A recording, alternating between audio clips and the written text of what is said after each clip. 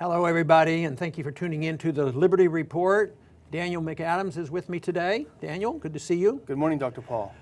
Yesterday, there was a speech out at the Reagan Library by somebody with a famous name, and I hope he doesn't become another president. And that, of course, is Jeb Bush. He gave a major speech on foreign policy to straighten out all his mixed up statements so far. You know, is he with his brother and with his dad, or isn't he? Which way is he going to go? Is he going to get some new advisors? But CNN covered this, and the title of the article they wrote was Jeb Bush blames Clinton, Obama for Iraq's problem.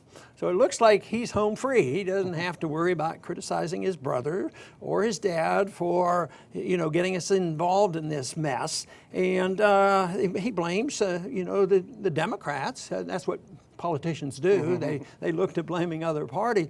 But he also blamed the Russians. The Russians are bad people and they're causing trouble, and it has nothing to do with NATO or the Europeans stirring up trouble in the Ukraine. And also Iran. I mean, the neocons have to always throw that in. And they're the source of all the problems. It's a mess, and ISIS is out of control.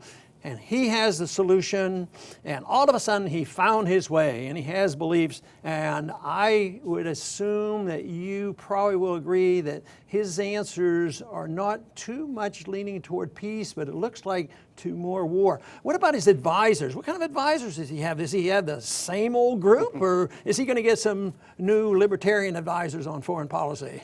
My phone is not ringing. I don't believe yours has either. But, you know, the Washington Post had a graphic that we'll have up in a second. And this was earlier in the year, and it's been, I'm sure, modified to a degree. But what I think is powerful about this is that shows that he's drawn from the most neoconservative advisors, from Reagan on down to his brother, Reagan, Bush, and Bush.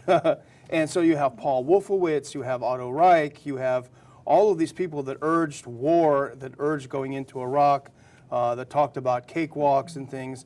These are the same people that are advising him, and I think he is essentially a pretty blank slate. He probably doesn't have a lot of foreign policy experience, so he's all ears, and the things they've told him don't comport with reality, but that's the neocon specialty. Make up your own reality as you go. Well, he must be looking at our report every single day, and the advisors know what we're saying, because they were very accurate in condemning everything we've suggested, and they're saying we have to do this, like the no-fly zone, and put in more troops, spend more money. And of course, the Democrats has allowed the military to collapse. They have to rebuild the military. And just think of what we've been spending, you know, on useless weapons and all these things. But same old cliches. And of course, the world is a dangerous place, and ISIS is the danger. So therefore, you know, they do things for political reasons, so they're making the assumption that this is a good political ploy. Yeah. And one of the traps I think they're falling into, I hope it's a trap and that the American people aren't this gung-ho, and it has to do with Trump. You know, Trump says same thing, ISIS bad people. Of course, we know they're bad people, but you have to understand the system. And Trump said, send in the troops, ground troops and everything else. So almost like now it's going to be more comfortable, and all of a sudden, Jeb comes forth and says, yeah, we can say that. Instead of maybe challenging Trump, he joins in the hawkish answer to all these problems. Well, it's such an illogical fallacy if you think about it. Al-Qaeda and ISIS were allowed to thrive because of the U.S. intervention in Iraq. So how does it logically follow that by having more intervention, you'll have less of what the intervention caused in the first place? It doesn't make any sense. Well, what about the shortcomings of the argument that it was Obama and Clinton, and what was the responsibility on the Bushes? And first, they got us involved, and they did a few other things that really compounded this problem. Well, one of the things that Bush said that Jeb Bush said, which was such revisionist history, is that it's all Obama's fault because he pulled the troops out of Iraq. We should have stayed there permanently and things would have been just peachy keen. But that is absolutely untrue. You know, it was his brother who was attempting to negotiate a status of forces agreement with the Iraqi leadership, and he had demanded that the U.S. troops who stayed remain immune from any prosecution for any violations, and we know that there were many, many of them, for any violations of Iraqi law for torturing and harassing citizens. The Iraqis resisted giving them further immunity, and the U.S. said, without that immunity, we won't stay. And that's where it ended, And that's why the troops had to go, because the U.S. wouldn't back down and the Iraqis wouldn't back down. Now, not only is Obama responsible, he claims, and Clinton, and of course they're responsible for a lot of bad stuff, but to throw in Russia and say Russia is at fault and the Iranians are at fault, you know, that's a pretty far stretch. So I cannot see any new things, because he, in this speech, and Jeb even threw in, you know, maybe this is for us. He says, and we have to continue with our diplomatic effort to promote a stable government in the region.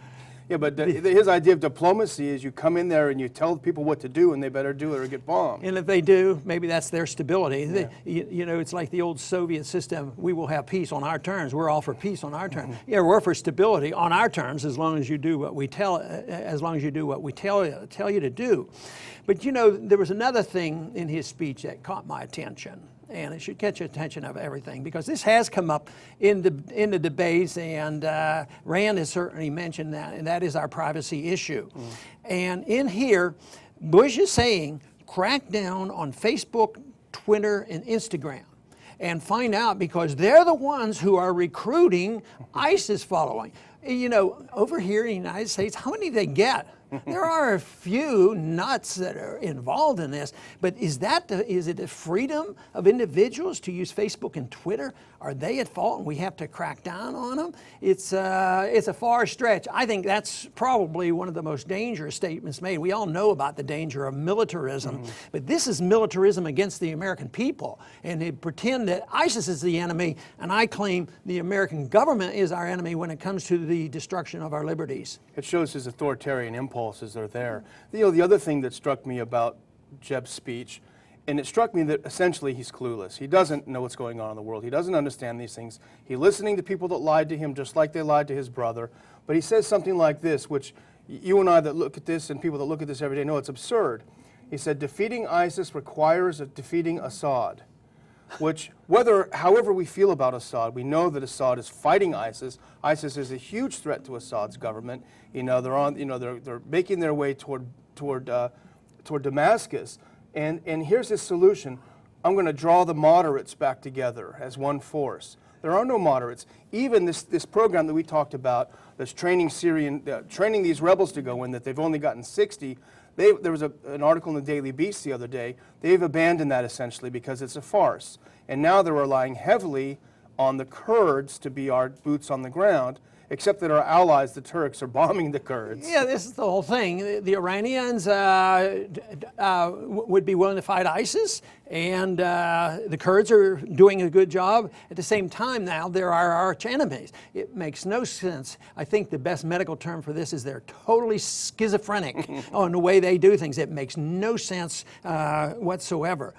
But I hope that Jeb is not successful in this, that he can distance himself from the two other Bushes and claim that he can out-Bush them, and the American people say, oh yeah, the other thing. I think the American people finally got tired of the war. That's why 2008 was so bad, and why it continues, and I think the sentiment is still, you know, against troops. But an incident alone can be a motivator to change the American people's opinion.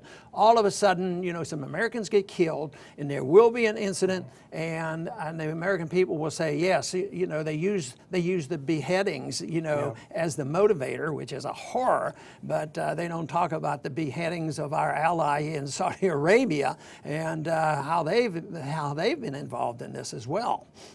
And he also wants to send in troops. We didn't mention that. He wants to embed the Marines and Special Forces inside Syria.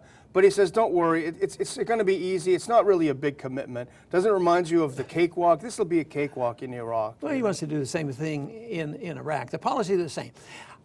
I am obviously a non-interventionist. Everybody knows that. But I like to draw a straight line, because I think it's sort of like, I am against welfare, except a little bit, because we have to bail out the banks when they need it. So incrementalism and give up the principle. Once you decide you're an interventionist, that you get involved in entangling alliances and sign these treaties, and you send our troops and you go to war without declaration, there's no end to it. And that's where we are. And the interventionists, all they do is they vary things a little bit. And he's trying to rewrite history and redo this and take the same policy that has been a total failure and routed the Republicans in 2008. This is why we have Obama. If he doesn't like Obama's foreign policy, well, why did we have the Bush foreign policy? Because that was one of the biggest issues in 2008. Well, you think with everyone struggling to, with not everyone, but most of the candidates struggling to outdo each other on hawkishness, someone could come forth and make the case for peace. People might think, hey, that's refreshing. Yeah, remember what Jeb has said here is that when they asked him the question, would he go in? He said that they had bad intelligence. You know, if we didn't have this intelligence. Why don't you refresh the audience viewpoint on the intelligence that you and I were able to achieve when they were working up for the first, you know, the war in Iraq, the invasion of Iraq in 2003. Well, it's also, you start from a reflexive beginning. You know, they're reflexively pro-interventionist. They need to be convinced not to. You have been reflexively non-interventionist. There has to be a doggone good reason. But as far as intelligence, we had very little. We were reading what Scott Ritter was saying. And had them in our offices, some of these guys. And very few others. We had some of the people who had actually resigned from the Bush administration came to talk to us. But we had very little intelligence, but we had a skepticism. And we also had some CIA agents that had worked on this. They fortified it, but like you said, my position is non-intervention, and it was not a threat to our national security, and there was no justification morally or for international security, any of this.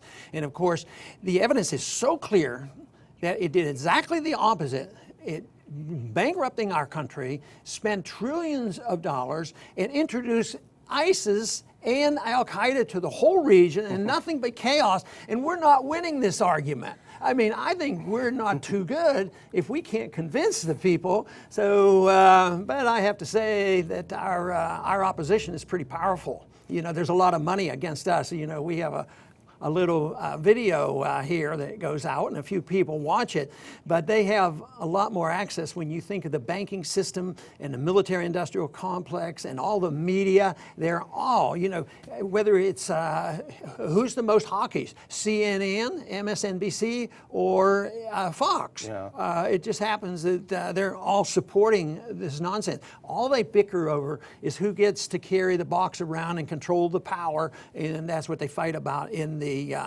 elections, you know, and not have a real alternative to the mess that we have right now. I want to thank everybody for tuning in today. This, of course, is a very vital issue coming up in the next year. We're going to hear a lot about it. But I hope the American people stay alert and not accept some of this nonsense on foreign policy. It reminds me of the statement that I've used before that Ronald Reagan used when he admitted he made a severe mistake when he sent the Marines into Beirut, and 241 of them were killed.